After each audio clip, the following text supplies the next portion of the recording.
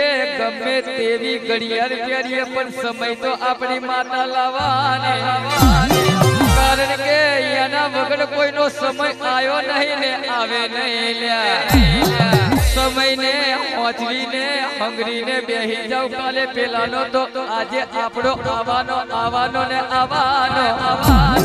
આવજે આવજે મારી રાજેશના કડીએ વહનારી આવજે આવજે મારી દ્વારા દાડે બસકું ભરનારી મોહાણી વળી પડજે આવેરા